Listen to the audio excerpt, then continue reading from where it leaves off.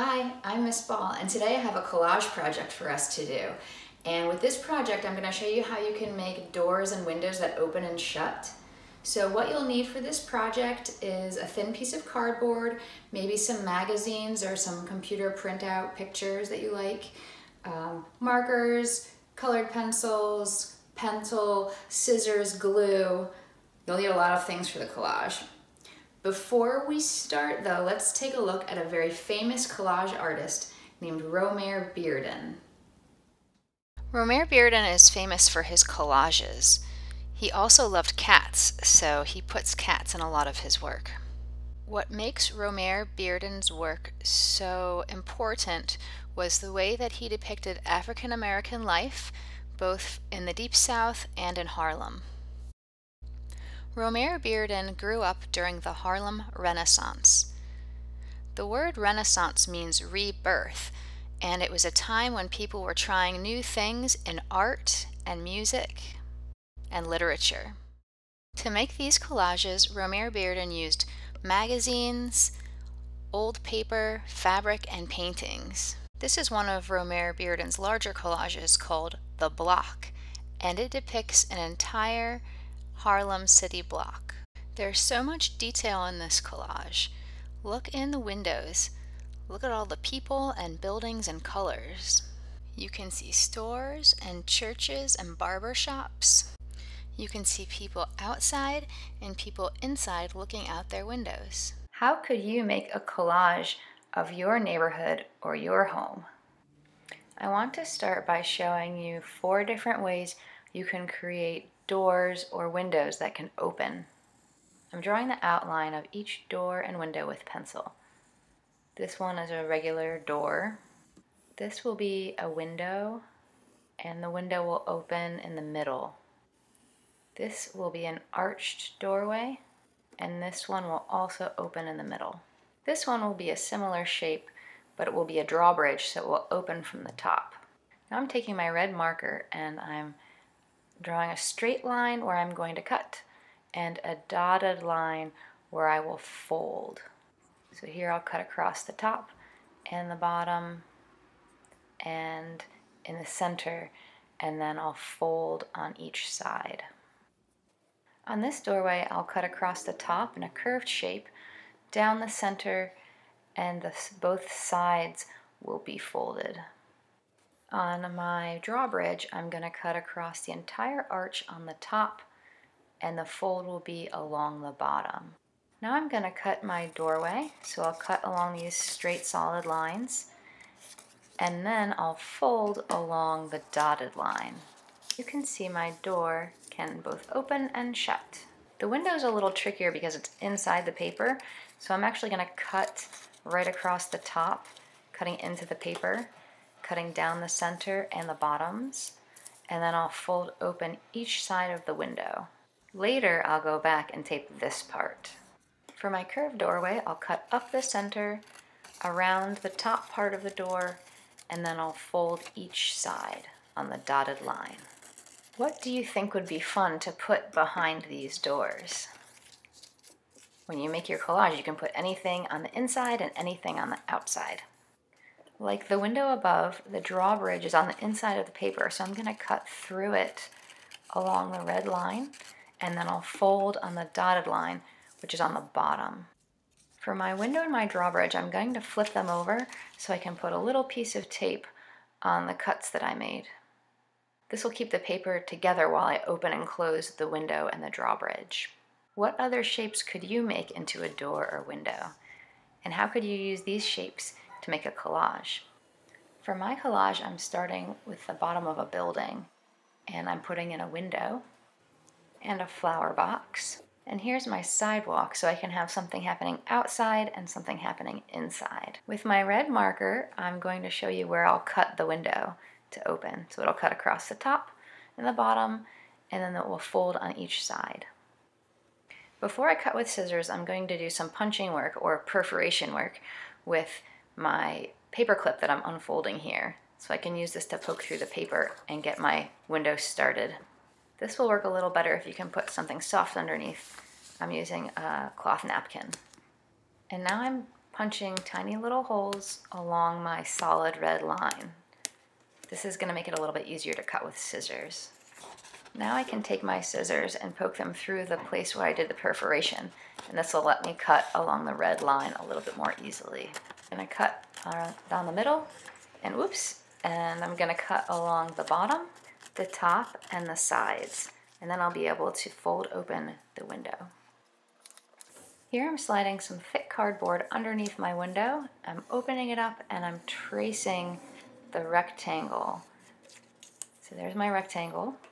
And I found a picture that will be the inside of the window. And I'm deciding which part of this picture I'm going to show.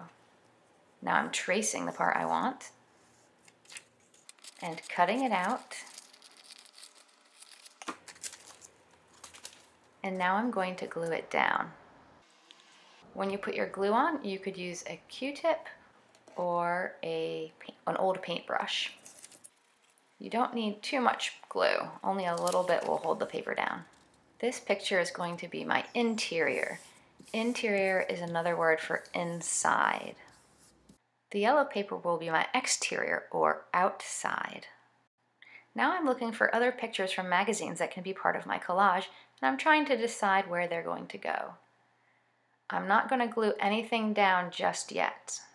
If you wait to glue all your pieces down, it'll give you a chance to move them around and make sure you like where they are. With my collage, I'm also going to add some drawing, so I'm using pencil and markers to add some details. I like to put a lot of details into my collages because it makes it more fun for me. At the bottom of the wall, I made some stones, and those could be good for a castle. I drew them, and I also used some torn gray construction paper. My collage has a dominant color. A dominant color means that there's one color that's a little bit stronger than all of the other colors.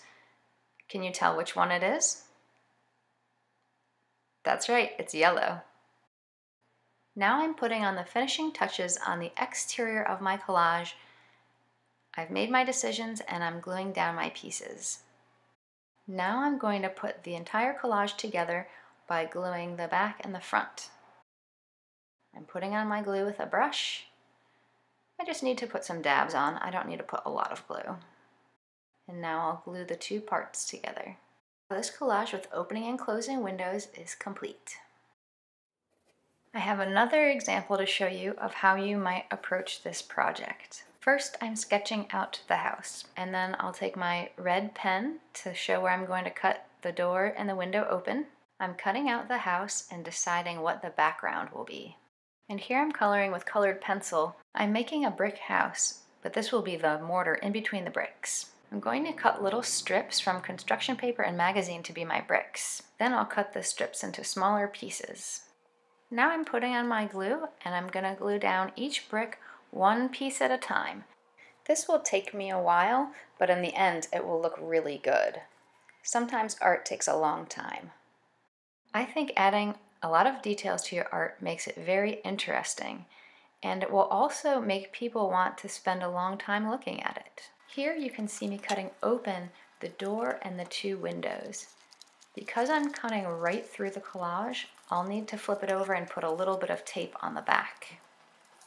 This house is actually part of a duplex, so for the other house that this one is attached to, I'm going to make some bricks and I'm going to draw them. I glued the bricks on and then I'll flip over the paper to cut it out. Now I'm adding some details like curtains in the window and in the door. This is my background and my interior, and there's people inside. And here is the finished collage. And you can peek in the windows and see some people waving, and there's a cat and another person. For my last example, I wanted to make a house that looked like my house, so I took a picture of it and then sketched it out. Then I used a marker to outline all of the windows and doors so I could see them better. The red marker shows where I'm going to do the cuts. I used cardboard for this project, so to make it easier to cut, I'm going to break this into 3 pieces, and that'll make it easier for me to cut out my doors and windows. This house is also divided into 3 apartments, so I can work on each apartment separately. This top floor is my apartment. The second floor apartment has a tricky window, and I'm going to use pin punching work to punch out this middle window. Now I'm going to cut out the roof and add a background for the sky. And I'm outlining the house to make it easier for me to see all the shapes. Then I can cut away the pieces that I don't need, and I can start to use pieces of magazine to fill in the other shapes in the house. I was really lucky to find a picture of the Great Wall of China in one of my magazines, and I used that to make the bricks for this house. If you're not sure what kind of collage you want to make, it might be a good idea to look through some catalogs or magazines for pictures you can cut out. What kind of collage will you make? Will it be a castle? Will it be a house? Will it be a big apartment building? You can make any kind of collage you want. It can be realistic or imaginary. The most important thing is that you have fun making it. Here's my finished collage of my house. I'm up here on the top floor with my partner Ryan, and in the middle is Yumi and her cat Senora, and rainbows, because everyone has rainbows in their windows now. Nobody lives on the first floor, so there's rainbows here too. And in the front door is Olivia.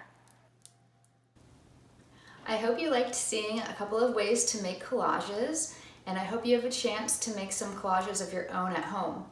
If you do this project, please post pictures of work that you've made on Padlet, or feel free to email me with any artwork that you make. Take care. Bye-bye.